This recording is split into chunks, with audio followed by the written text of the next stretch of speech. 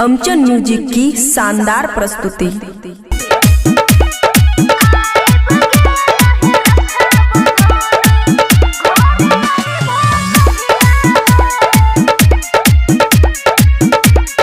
खुशी recording studio बलुआहा। दुलरी बहिनिया छिया तोहर सुन हमर भैया हो। दुलरी बहिनिया छिया तोहर सुन हमर भैया हो। आइब गेलै रक्षा बंधन घरे आइब कहिया हो। आइब गेलै रक्षा बंधन घरे आइब कहिया हो।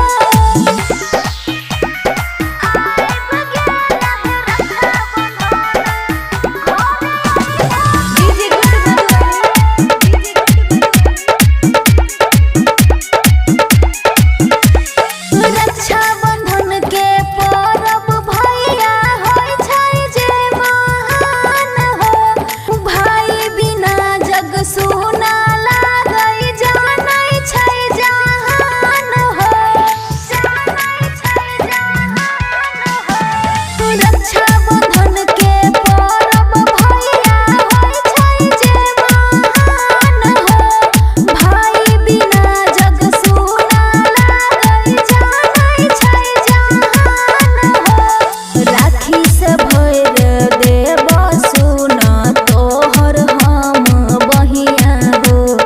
आइब गेलै रक्षा बंधन घरे आइब कहिया हो। आइब गेलै रक्षा बंधन घरे आइब कहिया हो।